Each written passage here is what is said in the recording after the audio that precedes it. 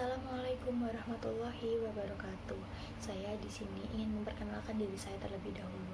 Saya Khalida Zian dari NIM 193141065 dari jurusan Pendidikan Guru Madrasah Ibtidaiyah YIN Surakarta.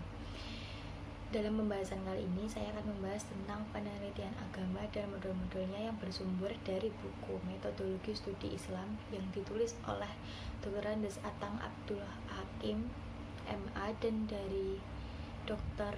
J. Mubarok pada halaman 55-64. Oke, selanjutnya kita akan membahas tentang penelitian agama terlebih dahulu.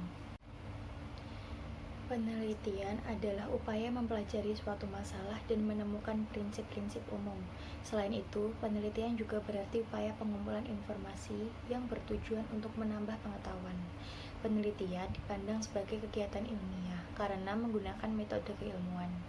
Metode ilmiah dalam kriteria penelitian telah dijelaskan oleh Moh Nazir sebagai berikut. 1. Berdasarkan fakta. Yang kedua, bebas dari prasangka. Yang ketiga, menggunakan prinsip-prinsip analisis. Yang keempat, menggunakan hipotesis. Yang kelima, menggunakan ukuran objektif. Dan yang terakhir, menggunakan teknik kuantitatif. Yang selanjutnya, langkah-langkah yang ditempuh dalam metode ilmiah adalah sebagai berikut. Yang ke-1, memilih dan mendefinisikan masalah. Kedua, survei terhadap data yang tersedia. Yang ketiga, memformulasikan hipotesis. Yang keempat, membangun kerangka analisis serta alat-alat dalam menguji hipotesis. Kelima, mengumpulkan data primer. Yang keenam, mengolah, menganalisis, dan membuat interpretasi. Yang ketujuh, membuat generalisasi atau kesimpulan. Dan yang terakhir, membuat laporan. Para ilmuwan beranggapan bahwa agama juga merupakan objek kajian atau penelitian, karena agama merupakan bagian dari kehidupan sosial kultural. Kata Ahmad Syafi'i Mufid, kita tidak mempertentangkan antara penelitian agama dengan penelitian sosial terhadap agama. Dengan demikian, kedudukan penelitian agama adalah sejajar dengan penelitian-penelitian lain yang membedakannya hanyalah objek kajian yang ditelitinya. Selanjutnya, pembahasan tentang penelitian agama dan penelitian keagamaan. Middleton berpendapat bahwa penelitian agama lebih mengutamakan materi agama, sedangkan sasarannya terletak pada 3 elemen pokok yang berisi ritus, mitos, dan magic. Sedangkan penelitian keagamaan lebih mengutamakan agama sebagai sistem atau sistem keagamaan, religious system. Dalam pandangan Juhaya Aspraja, penelitian agama adalah penelitian tentang asal-usul agama dan pemikiran serta pemahaman penganut ajaran agama tersebut terhadap ajaran yang terkandung di dalamnya.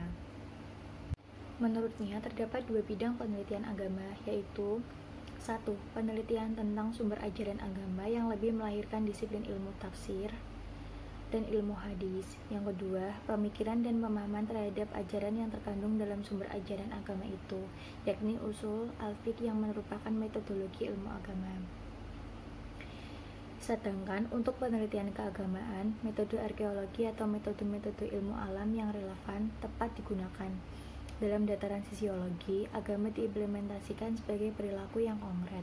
Setelah mengutip Winger dan Welsh yang mengemukakan 30 kategori perilaku keagamaan, Aspraja tipe-tipe tersebut seperlunya, yaitu sebagai berikut. 1. Pernyataan tentang supernatural, seperti sembahyang dan pengusiran roh jahat. Yang kedua, musik, tari-tarian, dan lagu-lagu. Yang ketiga, latihan psikologi seperti riyadhah. Yang keempat, exhortation. Yang kelima, membaca kitab suci. Yang keenam, simulasi. Yang ketujuh, makna atau menyentuh benda-benda yang mempunyai daya sakral. Yang kedelapan, tabo, yang artinya menghindarkan diri dari segala sesuatu untuk menjaga terjadinya suatu kegiatan yang tidak diinginkan atau peristiwa yang tidak dikehendaki. Yang kesembilan, mengadakan pesta dengan menghidangkan makanan-makanan yang sakral.